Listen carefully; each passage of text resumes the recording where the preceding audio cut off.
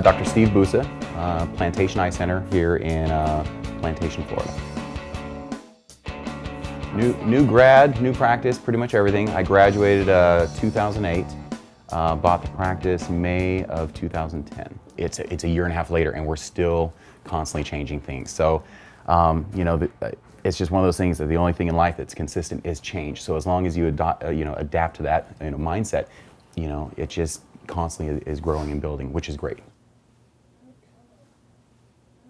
It's huge right now. I had to get up to speed on it. Did I have time to do it? No, I got too many other things, you know, right now.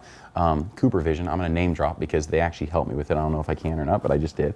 But Cooper Vision, they set up a program where they went and set up my whole professional Facebook. Now I had my personal Facebook already, so I'm familiar with Facebook, but they set up the whole professional side and got that all up to speed.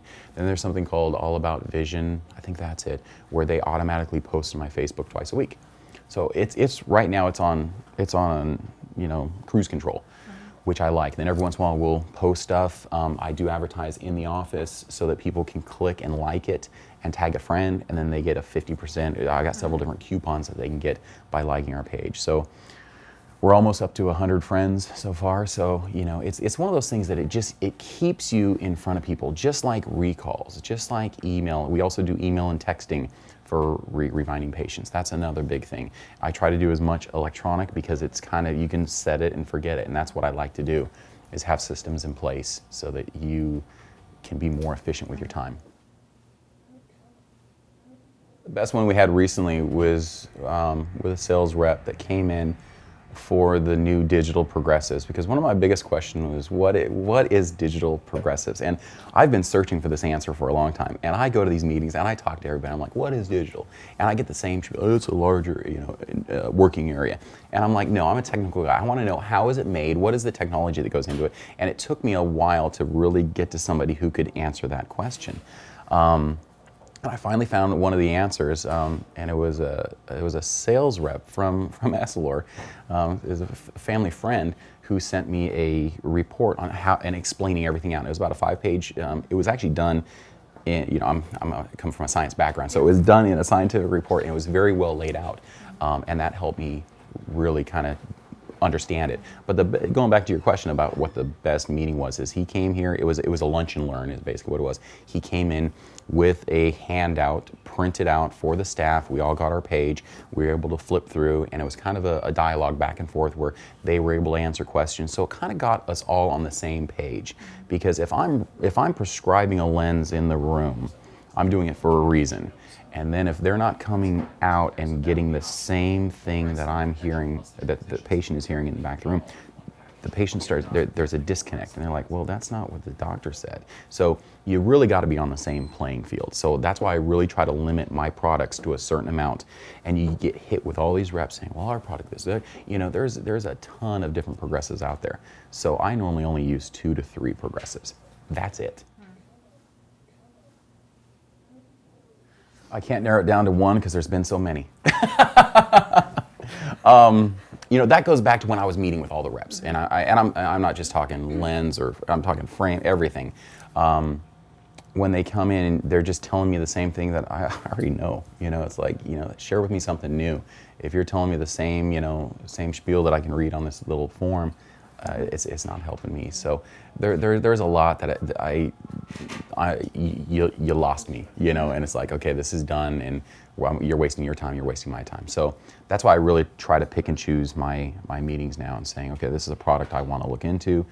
Now the ball is in your court, and you better come with your game face on, and you better come with all your information and ready to just, you know, wow me, you know. And sometimes I'll have some technical questions, and I can tell the people who really know their stuff from the people who don't, because when I ask that question, they're kind of like, ah. So that's what I like.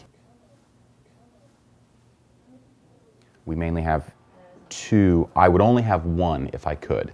The reason is it gives you more buying power, and also it minimizes the phone calls, the headaches, where's this job, where's that job. They got to be the best, is basically minimize the headaches is the biggest thing. Customer service and also price, plays a role. But price isn't that big of a role, just like, we tell our patients, if the quality and the headaches aren't there, then we deal with it more. But if we have problems, if we have lost jobs, if we have really delayed jobs, all of those stuff reflect poorly upon us. The biggest thing that we have problems with is the insurance lapse, which we have no control over, makes us look bad. And we are, unfortunately, we just are, honest with the patient, and we tell them, listen, this is the insurance's lab. We have no control. If we could send it to our own lab, we would, but because of your insurance, we have to send it to your lab. What it takes is, number one is, can we use the product? Is the product going to be superior? Is the price competitive? If they can walk in and say, listen, I've researched your practice. I know the area. This is what Dr. So-and-so does. That helps me kind of look at it from, saying, hey, this person really did their homework. If they come in and they read me the same stuff off the paper, you are wasting my time. And it's like, I can read that just as easily as you can. Maintaining growth. I really think, economy plays into it. You can have all these buzzwords and everything, but just staying fresh. I think that's the biggest thing. But that's also the easiest thing. I love employing new technology into the office, constantly having a new piece of equipment and talking about it. So when the patients come back, you can talk it up and give them a perceived value, maintaining that perceived value so they come back, because that's so important. And that's one of the biggest things, all the changes we've made here, the patients come back, they're like, wow, I try to wow them every single time. And if I can't do that, I'm doing something wrong. So that's my biggest challenge, is to try to keep that energy going.